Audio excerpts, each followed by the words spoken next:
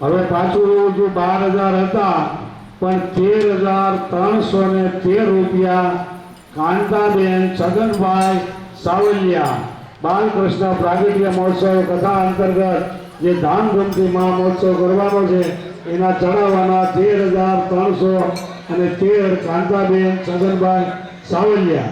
હવે આમાં શું લખવાનું છે? લીલાબેન છગનભાઈ વડાજીયામાં છગનભાઈ સાયકલ વાળા. આ ઘનશ્યામભાઈ ટેમ્પો કે છે.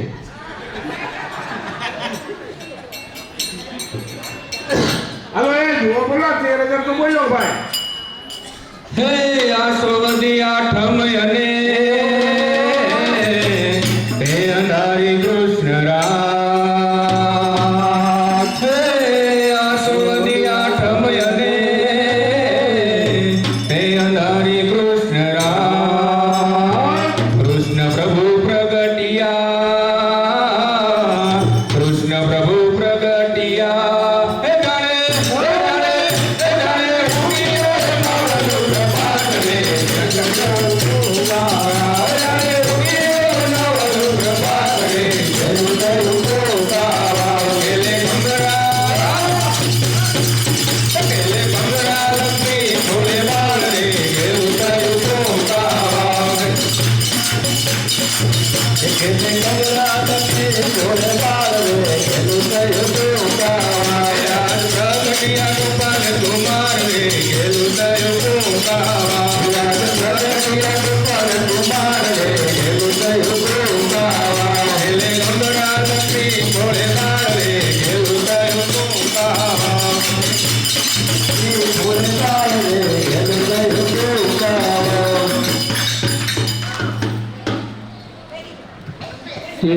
રૂપિયા 13,313 રૂપિયા કાંતાબેન છગનભાઈ સાવલિયા એમનો બોલ આવે છે.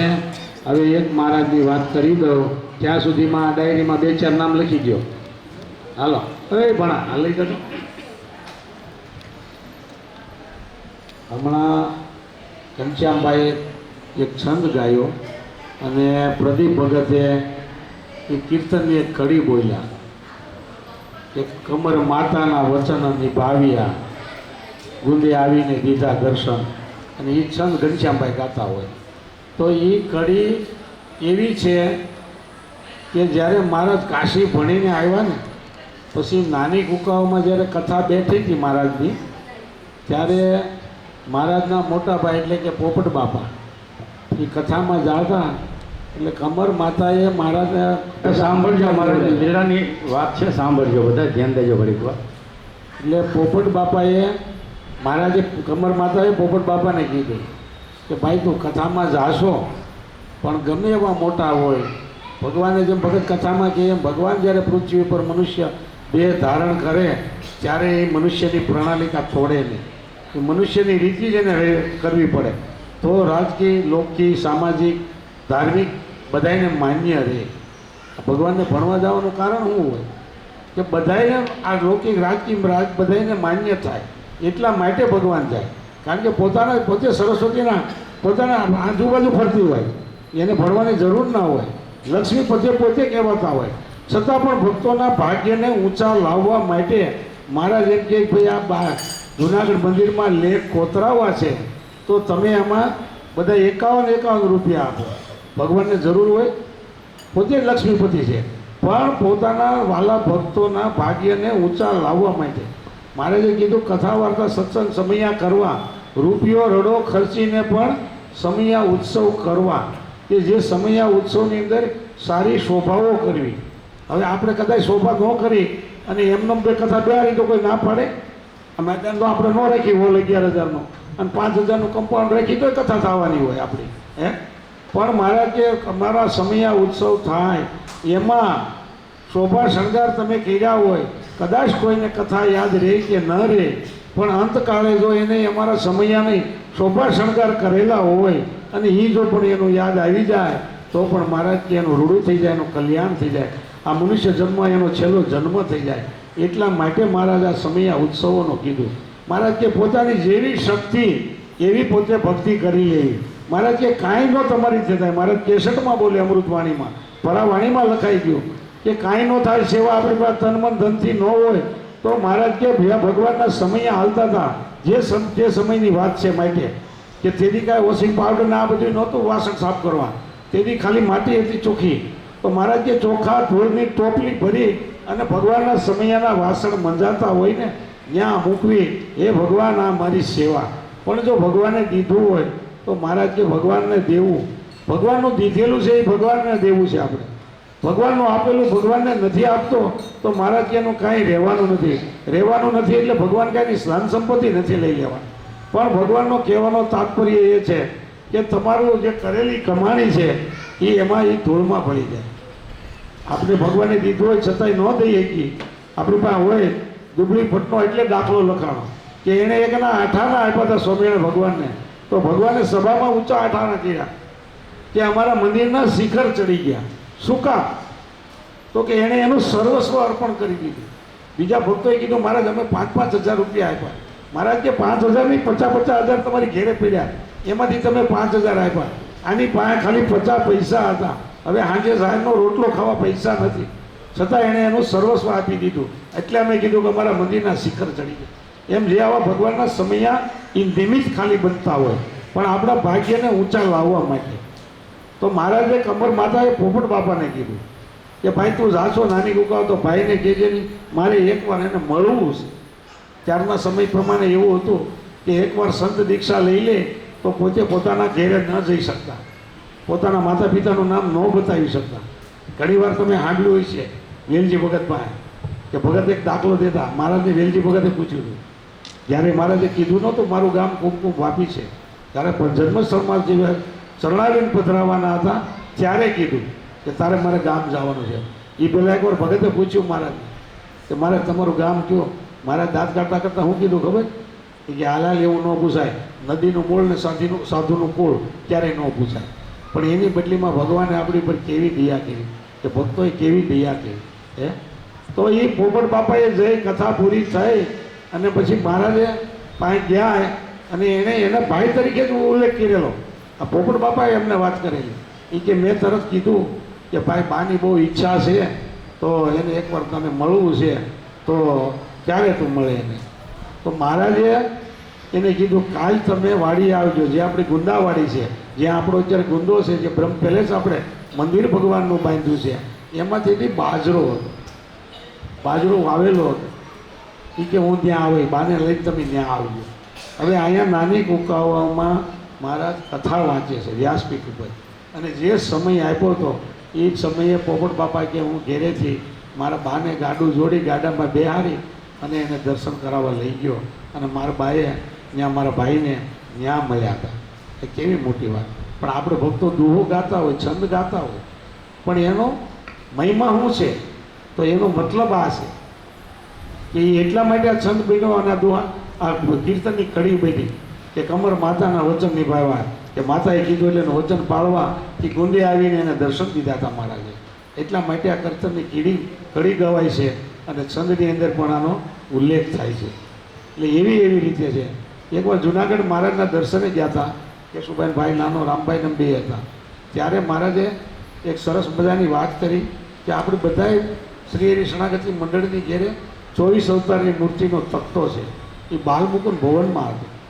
એટલે આગળ જે કથામાં આવ્યું ને શરૂઆતમાં કે ભગવાન જેવા ભક્તો હોય એવું એની હારે વાત કરતા. નાના હારે નાના બાળક થઈ, યુવાનો હારે યુવાનો રીતે, વડીલો હારે વડીલોની રીતે, ખેડૂ હોય તો ખેડૂ રીતે, વિદ્વાનો હોય તો વિદ્વાન રીતે. એટલા માટે કહેવા જેમ કૃષ્ણ ભગવાન યુદ્ધ કરવા માટે ગયા ને, મથુરામાં બોલાવ્યા ને, ત્યારે બધી પ્રજા ઊભી હતી. મહાકાય બે મલ્લ આવ્યા, બધાને જુદા જુદા કૃષ્ણ દેખાતા હતા.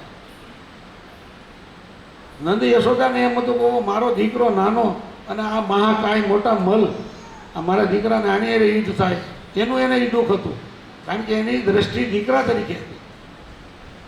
બીજા બધા જે જોનારા હતા નગરવાસીઓ, એ બધાને એમ હતું ઓહો આ તો ખાલી નાનો એવો કૃષ્ણ કાનુડો આવ્યો છે અને આ મહાકાય મલ છે, આગળ એનો કોળિયો કરી નાખશે હે. પણ જે ઉદ્ધવજી વકુરજી હતા, ગોપીઓ હતી, એ એટલો આનંદ લેતી હતી કે વાહ પ્રભુ વાહ તમારી લીલા કેવી. તમારું 11 વર્ષ ને 52 દિવસનું સ્વરૂપ, તમે નાના બાળ અને આ માં કાંઈ મળશે આગળ મારા પરમાત્મા એક ઠીકા ભેગાના ભૂકા બોલાય છે, કારણ કે એને ભગવાન જાણ્યા હતા એટલે એનો એને આનંદ હતો. એમ મારા સંત સ્વરૂપે પધાર્યા તો ભણતા હતા ત્યારે વિદ્યાર્થીમાં શ્રેષ્ઠ વિદ્યાર્થી હતા. એના ગુરુઓ એને એમ કહેતા કે આની જેવો મારો વિદ્યાર્થી કોઈ નહીં. સંત સંપ્રદાયમાં કોઈ એમ ન કહે કે આની જેવા કોઈ મોટા વિદ્વાન નહીં. ફિલોસોફરો એમ કે આની જેવા કોઈ ફિલોસોફરો નથી. લેક્ચરો એમ કે આની જેવા કોઈ લેક્ચર નથી. મહારાજની બધી ડિગ્રીઓ છે, એમાં મહારાજની એક ડિગ્રી આવે પંચાનંદ ડિગ્રી. બધી ડિગ્રીના શાસ્ત્રમાં ઉલ્લેખ, પણ પંચાનંદ એટલે શું? જ્યારે મહારાજ સ્વધામ ગયા ત્યારે જે જુનાગઢનો જે પ્રેસિડેન્ટ હતો સંસ્કૃતાચાર્ય, એણે એ જાહેરમાં પ્રવચનમાં કીધું કે પંચાનંદ નામનો આ ડિગ્રી કઈ કહેવાય. બધી ડિગ્રી તો આવે બરોબર છે, પણ પંચાનંદ, ત્યારે એણે મહારાજ પાસે જઈને કીધું કે આ ડિગ્રીનો ઉલ્લેખ કર્યો. આવું શાસ્ત્રમાં ક્યાંય બીજે નામ નથી. પંચાનંદ ડિગ્રી છે, પણ ક્યાં શેની માથે છે? ન્યાય ન્યાયાચાર્ય હોય, નિમાસા હોય, બધી ડિગ્રીઓ સાચી, પણ પંચાનંદ એટલે ત્યારે મહારાજે કીધું કે પંચાનંદ એટલે અરણ્યનો રાજા. તો અરણ્યનો રાજા સિંહ કહેવાય કે, અને એ 4 પગ અને 5મું એનું મુખ. એ 5 મુખેથી છે ને એ પારંગત હોય. એમ મહારાજ કે પંચાનંદ એટલે સંસ્કૃતનો જે આખો અરણ્ય છે, જે આપણા 18 પુરાણ, 4 વેદ અને બ્રાહ્મણ, મહાભારત, આપણા ઇતિહાસ, આ બધું જે કાંઈ સંસ્કૃત છે એના અરણ્યના તમે રાજા છો. એટલે કે સંસ્કૃતના અમે રાજા કહેવાય. આથી વિશેષ કોઈને ડિગ્રી આ ન મળે. એવી રીતે મહારાજ એ બધી વાત કરતા હતા. પણ મહારાજે જ્યારે અમને 24 અવતારને તકતો બતાવ્યો બાલમુકુંદ ભવનમાં, અને મહારાજે દાખલો આપ્યો. એ કે નાનું એવું ગામડું ગામ હોય, આપણે સૌરાષ્ટ્રવાસીએ છે, વડીલોને બધાને ખબર હોય કે નાના નાના ગામ હોય એમાં 6 મહિને 8 મહિને એકવાર તલાટી મંત્રી આવે મોટા ગામમાંથી. બાજુનું જે મોટું ગામ હોય ત્યાં રહેતો હોય.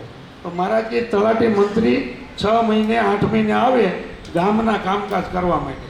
પણ એ વિચારે કે આ ગામ છે, ગરીબ ગામ હતા બધા નાના, તો કે આ ગામની અંદર મોટો પટેલિયો કોણ છે? એ કે આપણે એની ઘેરે જાય. એ કે મોટા પટેલિયાની ઘેરે જાય તો મેળી હોય, સારા ઢોલિયા હોય, સારા ગાદલા તકિયા નાખી દે. પટેલિયો વાડીએ સવારે લઈ જાય, સારું દૂધાણા હોય, દૂધ અને ખાંડ કે ખાંડવાળી ચા મળે આપણને. પણ એ કે કોઈ ગરીબની ઘેરે જાય ઉતારા કરે તો એના 8-10 દિવસના પડાવ હોય કે, તો એ કે તૂટલ કાથીનો ખાટલો હોય, ફાટલ તૂટલ ગોદડું હોય, અને ખાંડની નહીં ગોળની ચા મળે. પણ ઓલા મોટા પટેલિયા પાસે જાય કે તો એ બધી ફેસિલિટી મળે. અને જ્યારે એ સાહેબ જાય ત્યારે મોટો પટેલિયો એના ખેતરમાં જે થયું હોય અનાજ કરિયાણું એવું બધું ભરી દે સાહેબને. એટલે કે એ મોટા પટેલિયા છે ને એ મામલતદારો ગોતતા, મોટા અધિકારીઓ ગોતતા. તો મહારાજે 24 અવતારની સામે આંગળી કીધી. એ કે આ બધું છે ગામડું છે, ફરતા ઊભા બધા નાના પટેલિયા. પછી મહારાજે કીધું કે જ્યાં વચમાં ઊભો ને એ હું મોટો પટેલિયો છું. કે તમે આને એકને જાળી રાખો, આને એકને સમજી લ્યો, એટલે તમને બધી ફેસિલિટી મળી જાય. આટલું તો ઉદારતા ભગવાન ક્યાંથી બતાવે આપણને? તો એને એકને જો પકડી રાખશું આપણે, ભગવાનને, ભગવાનના સંત પુરુષોને, તો મહારાજ કે ધામમાં જવું બહુ હેલું થઈ જશે. બાકી એમ તો તમને કાયમ કહીએ એમ હેલું નથી. આખી જિંદગી બધું કરી અને પછી જઈએ તો કે છેલ્લે હવે આપણે શરણાગતિ લઈ લઈ, પગવું પહેરી લઈ, કંઠી ધારણ કરી લઈ, તો એમ મહારાજ ત્યાં નથી કાંઈ મારો. કાશી છે વિદ્વાનની નગરી છે મહારાજ કે, પણ બધા એને વિદ્યા પ્રાપ્ત કરવા માટે આવે. પણ એકવાર હેમત ભગતે દાખલો દીધો હતો મહારાજનો કાશીનો. મહારાજ પાસે એને વાત સાંભળી હોય એટલે હવે કોઈ કાશ્મીરી પંડિતને હતા. હવે ત્યાં તો કાશી વિદ્વાનની નગરી, બધા અહીંયા ભણવા જાય વિદ્યા. હવે 11નો દિવસ હતો ને તે દિવસે રવિવાર હતો, એટલે ભણવામાં છૂટી હતી. એટલે ઓલા સરદાર જે પંજાબી પંડિત હતા, મહારાજને કે ચાલો સ્વામીજી આ ગંગા ઘાટ પે જઈ મચ્છી ખાઈ. એટલે મહારાજ કે મેં દાંત કાઢતા એને એમ કીધું કે એલા ભાઈ આ તો 11 છે. તો ઓલો પંડિત શું કે ખબર કે મચ્છી તો ફલાહાર મેં ચલતી હે ને સ્વામીજી. તો પંડિત થઈને શું ફાયદો તો વિચાર કરો. એમ જેને જેને મહારાજને જેવા જેવા જાણ્યા એવી એવી ઉપમા આપી પણ શ્રી હરિ શરણાગતિ મંડળે તો સર્વોપરી પરાત્પર પરબ્રહ્મ પુરુષોત્તમ નારાયણ એવા અવતારોના અવતારી પરાત્પર પરબ્રહ્મ પુરુષોત્તમ નારાયણ અનાદિ શ્રી કૃષ્ણ નારાયણ એ આ શ્રી હરિ શરણાગતિ મંડળે જાય. એટલે એનો આપણે આનંદ હોવો જોઈએ. મહારાજ કે જેનો ધણી જબરો એનો કેફ જબરો હોવો જોઈએ. એનો ધણી જબરો એનો કેફ જબરો હોવો જોઈએ કે ભાઈ હું આ પૃથ્વી પર આવ્યો છું, મનુષ્ય જેવો છું, મનુષ્ય લીલા કરવાની જ હોય, પણ આ લોકોના જીવ જીવો એ જીવવું નથી. કારણ કે ભગવાન સર્વોપરી અનાદિ કૃષ્ણ નારાયણ આપણને મળ્યા છે. આપણો એનો આશરો છે, એનું આપણે ભજન કીર્તન બધું કરવાનું છે. ચાલો બેનો પહેલાં ઊભા થઈ જાઓ, પછી ભાઈ ઘનશ્યામભાઈ અને પ્રદીપ ભગત બે દુસા લલકાર